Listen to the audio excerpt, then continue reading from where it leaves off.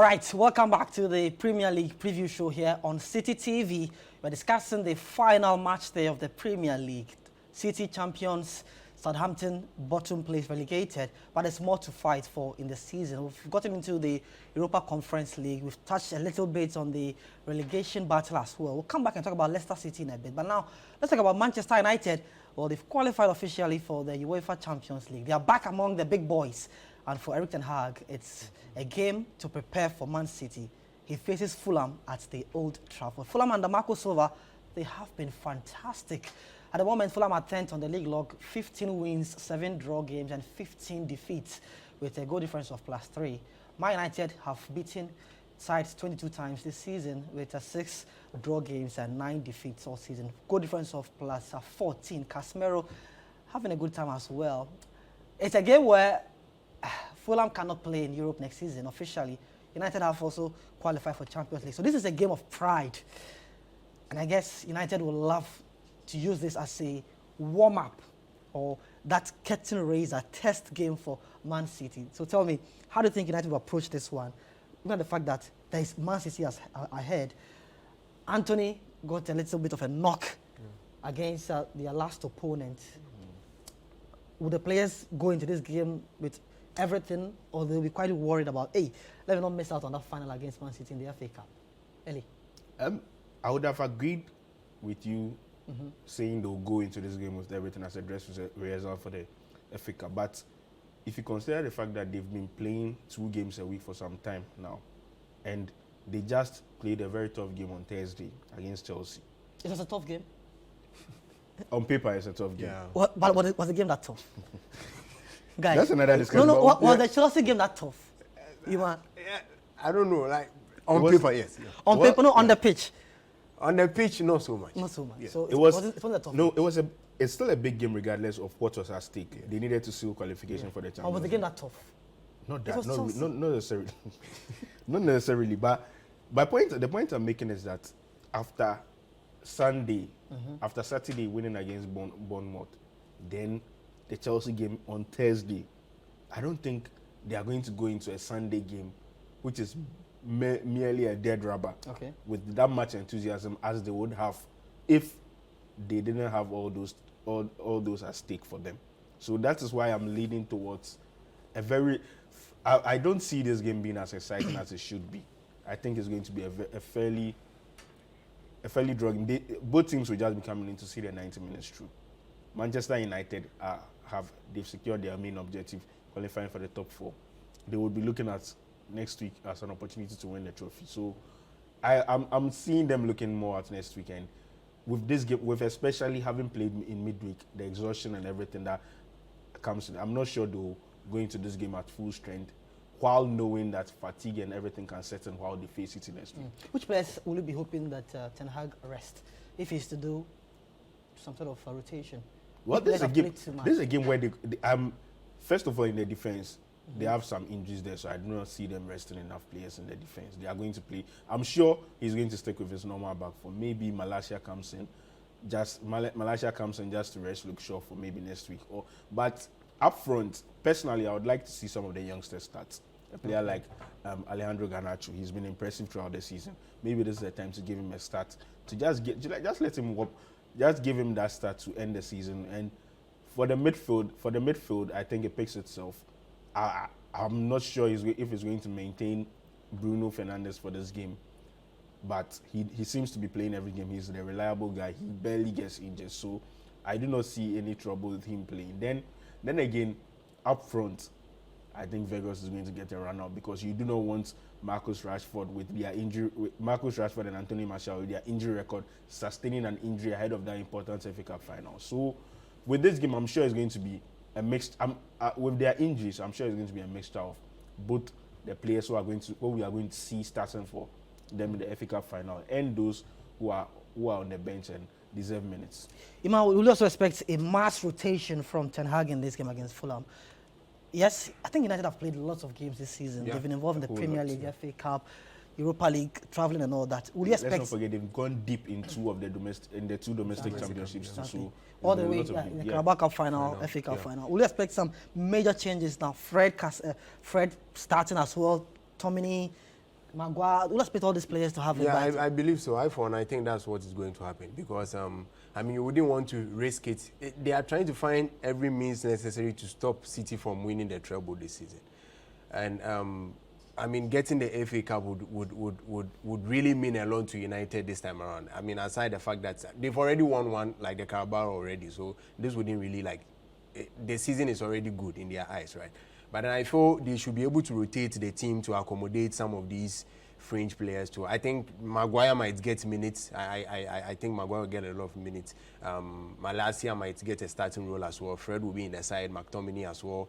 I mean, just rest some of these key players and then put these boys in there for you to, like, for them to also get a better feel of the league.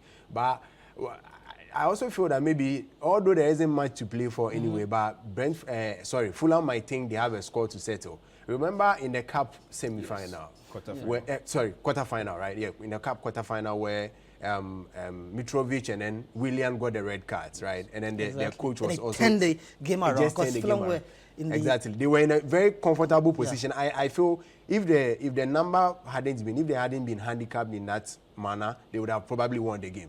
Because they were actually dominating. Yeah. They were going at them like they would have probably even gotten a second or a third goal to win the game. So I think at that point, against that backdrop, you would feel that United would Fulham would go into the game wanting something more from it to atone for what happened in that game. So I mean, it should be very interesting. Okay, yes. Now let's talk about a team who say blue is the color, football is their game. Chelsea at the moment have just been shambolic. Frank Lampard. Oh, my goodness. I'm sure when he reflects on his own record at Chelsea, he wish things were better. But one win all season for him. Can he end the season with at least a victory? Because next season, I think we all agree, he won't be there. Lampard will not be there next season. I pray he's there. You pray Lampard is there next season. It will be impossible. Man, I don't have Chelsea's best interest. But let's bring in the facts now. Chelsea's next game. So, we are hoping at least Lampard will get to win this one. But it's against Newcastle United. That's a huge one. Chelsea, they've won 11 games, drawn 10, and lost 16 with a goal difference of -9. They are playing against a high-flying Newcastle side, fourth on the log with a goal difference of +35. Can Lampard win this one to at least save? Can he even save his face now? Because the disgrace is all around him now. No, he's not going to win this one. Why? He's not going to win this one. Newcastle United are too good a side, even with no motivation for Chelsea to beat. Because with the way Chelsea play, I do not see where the goals are going to come from. It would take a really poor Newcastle performance for Chelsea to win this game. And that is the issue. Chelsea at their best, currently with the way they are playing, are not going to beat Newcastle. Unless Newcastle are poor. That's the main issue with the Chelsea team right now. I don't see them beating any top side, even at their best. Wow. It would take a poor performance from the other team for them to win. And it's very worrisome for a club of Chelsea's stature. And that is why I do believe even Newcastle coming into this game with no motivation at all, having secured Champions League football. And the thing about this is, after securing Champions League football, you now have to make that journey from up north down to London to play this game. It's going to be tough for them, but I believe not used to Chelsea. They are going to have it in them to cap off their season with a good performance, and I see them winning this game. Newcastle to win for you. Even if I don't see Chelsea win, I think a draw might be the first score in this game.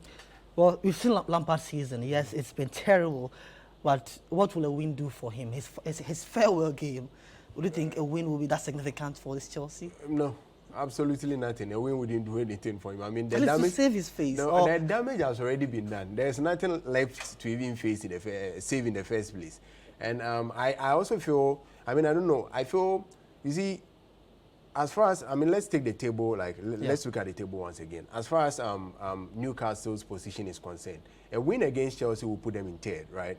We'll put them back in third. Depending on the result. Depending on it, yes. And result, yeah. Working with the assumption that United might not necessarily go into that game against Fulham with them. I mean, as far as the Champions League, like seeding and stuff is concerned, I think there's something, it could also be crucial in it, don't you think? In a sense that, like, if they are to do the seeding for the Champions League, maybe in pot 1, pot 2, or whatever it is. They are spot on to be in pot 4. Fair enough. Their coefficient Fair enough.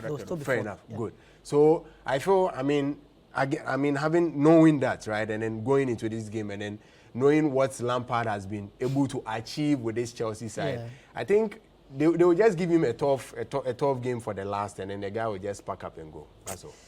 Well, anytime we talk about Frank Lampard, I'm sure Chelsea fans are always pissed, but you can't begrudge them. He's been terrible. We must admit, Lampard has been terrible. And I kind of feel bad for him a bit because to be a hero, a legend of a club, and then for me, one thing I always fault Lampard for is the criteria with which he selects his coaching, he selects his jobs with. You select jobs where conditions are favorable for you to succeed. You went from this promising manager at Derby County to Chelsea, where everyone looked at you as, you are going to be maybe the next big managerial thing in the UK. Yeah. Then a big leap to Chelsea. It didn't work. Then he goes to It didn't work. Then in his haste to prove himself, he goes to Everton where conditions were clearly not favorable for him to be successful. Yeah. Then you come back, and to top it off, he made the worst decision of his coaching career, taking over a Chelsea team in a mess with more players. And sometimes I understand when footballers especially feel they have this so much belief in themselves that they do not understand. They do not accept or understand that their situation is way beyond them. They always, especially with the emotional attachment he has to the club, thinking he must be the man. He is the man to go and fix whatever is going on there. I feel that is what has undone him all this while.